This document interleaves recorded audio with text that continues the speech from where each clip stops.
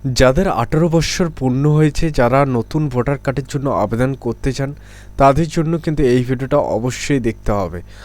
আজকে কিন্তু আপনাদেরকে দেখাবো যে আপনাদের যে ভোটার কার্ড সেটা কিন্তু খুব সহজেই নিজেরাই আবেদন করতে পারবেন।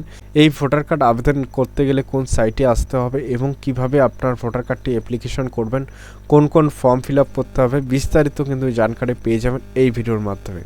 তো চলুন তাহলে দেখা যাক আজকের এই ভিডিওতে কিন্তু সেটাই আপনাদেরকে দেখাবো।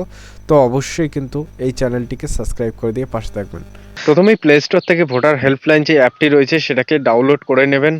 তারপরে সেটাকে ওপেন করবেন। ওপেন করার পর এরকম একটা ইন্টারফেস চলে আসবে। আই এগ্রির যে বক্সটি রয়েছে সেখানে ক্লিক করে দেবেন। ক্লিক করলেই কিন্তু তার পরের পেজটা চলে আসবে। এখানে কিন্তু আপনাকে ল্যাঙ্গুয়েজটাকে সিলেক্ট করতে হবে, যে ল্যাঙ্গুয়েজে আপনারা ফর্মটাকে ফিল আপ করবেন। তারপর ভোটার রেজিস্ট্রেশন যে অপশনটি রয়েছে সেখানে ক্লিক করার পর ভোটার ৬ নম্বর যে ফর্মটি রয়েছে সেটাতে ক্লিক করবেন। ক্লিক করার পরে কিন্তু এখানে এরকম একটা পেজ চলে আসবে। আপনারা যদি আগে আইডি বানিয়ে থাকেন তাহলে লগ ইন করে নেবেন, আর যদি নতুন হয়ে থাকেন নিউ ইউজারে ক্লিক করবেন। ক্লিক করার পরে এখানে একটা মোবাইল নাম্বার আপনাকে এন্টার করতে হবে।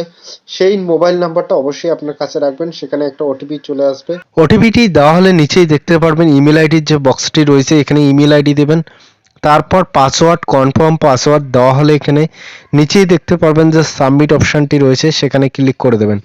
ক্লিক করলেই কিন্তু আপনার যে রেজিস্ট্রেশন সেটা সাকসেসফুলি সাবমিট হয়ে যাবে। এখানে গিয়ে আপনার মোবাইল নাম্বারটি দেবেন। তারপর এখানে মোবাইল নাম্বার দেওয়ার পরে কিন্তু একটা ওটিপি চলে আসবে সেই মোবাইল নাম্বারে, সেই ওটিপিটা এখানে দিয়ে দেবেন। তারপর যে আপনারা পাসওয়ার্ডটি দিয়েছিলেন সেই পাসওয়ার্ডটি এখানে দেবেন, দেওয়ার পরে লগ ইন অপশনে ক্লিক করে দেবেন। ক্লিক করলে কিন্তু তার পরের পেজটা আপনার স্ক্রিনের সামনে চলে আসবে। এখানে দেখুন ভোটার রেজিস্ট্রেশন যে অপশনটি রয়েছে সেখানে যাবেন, ৬ নম্বর ফর্মটিকে খুলবেন। এরপর লেটস স্টার্ট যে অপশনটি রয়েছে সেখানে ক্লিক করবেন। আপনি কি first time voter card apply করছেন? তো ইয়েস করে দেবেন। এখানে কিন্তু প্রথমেই আপনার যে স্টেটটা রয়েছে সেই স্টেটটা এখান থেকে সিলেক্ট করে নেবেন, আপনি কোন স্টেটের বাসিন্দার। তারপর আপনার ডিস্ট্রিক্টটাকে এখান থেকে সিলেক্ট করে নেবেন, আপনার যে ডিস্ট্রিক্ট রয়েছে। এরপর কিন্তু অ্যাসেম্বলি বা আপনার বিধানসভা কেন্দ্রটাকে এখান থেকে আপনাকে সিলেক্ট করে নিতে হবে। আপনার যে বিধানসভা কেন্দ্র রয়েছে সেই বিধানসভা কেন্দ্রটাকে এখান থেকে সিলেক্ট করবেন। করার পর নিচেই কিন্তু আপনার রয়েছে জন্ম তারিখ বা আপনার যে ডেট অফ বার্থটি রয়েছে সেটা এখানে দিয়ে দেবেন। তারপর কিন্তু আপনার নিচেই দেখতে পারবেন ডেট অফ বার্থ প্রুফ হিসেবে একটি ডকুমেন্টস কিন্তু এখানে আপলোড করে দিতে হবে। সেই ডকুমেন্টসটাকে প্রথমে সিলেক্ট করে নেবেন। সিলেক্ট করা হলে নিচেই দেখুন এখানে কিন্তু আপলোড যে অপশনটি রয়েছে এখানে ক্লিক করে কিন্তু আপনাকে সেই ডকুমেন্টসটিকে আপলোড করে দিতে হবে, যে ডকুমেন্টসটি আপনি সিলেক্ট করবেন। এখানে আপনার ডকুমেন্টসটি সিলেক্ট করা হলে নিচে যে নেক্সট অপশনটি রয়েছে সেখানে ক্লিক করে দেবেন। ক্লিক করার পর এখানে একটা পাসপোর্ট সাইজের ফটো আপলোড করে দেবেন, যেটা আপনার ভোটার কার্ডে শো করবে। এরপর আপনার জেন্ডারটা যে রয়েছে সেই জেন্ডারটা দিয়ে দেবেন এবং তারপরে কিন্তু আপনার ফার্স্ট নেম দেবেন। তারপর আপনার টাইটেল বা আপনার সারনেমটা দিয়ে দেবেন। এখানে যখনই কিন্তু আপনি ইংলিশে লিখবেন সেটা কিন্তু আপনার যে মাতৃভাষা সেটা কিন্তু কনভার্ট হয়ে যাবে, ঠিক আছে। তারপর এখানে আপনার যে আধার কার্ড নাম্বারটি রয়েছে সেই আধার কার্ড নাম্বারটি কিন্তু এই আধার কার্ডের যে একটি বক্স রয়েছে সেখানে কিন্তু আপনার নাম্বারটা ফিল আপ করতে হবে। এরপর নিচে আপনার মোবাইল নাম্বারটি দিয়ে দেবেন।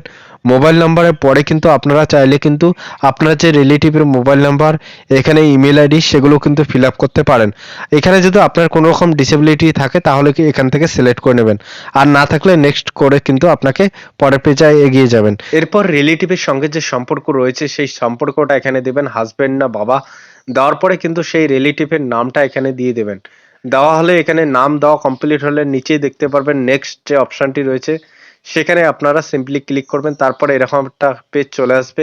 এখানে প্রথমেই হাউস নাম্বার দিয়ে দিবেন, তারপর আপনার রাস্তার নাম বা এরিয়ার নাম, লোকাল এরিয়ার যে নাম রয়েছে সেটা এখানে দিয়ে দিবেন। তারপর কিন্তু এখানে আপনার যে গ্রামের নাম রয়েছে সেই গ্রামের নাম, বা আপনি যদি টাউন এলাকা থেকে বিলং করেন তাহলে আপনার টাউনের নামটা এখানে দিয়ে দেবেন।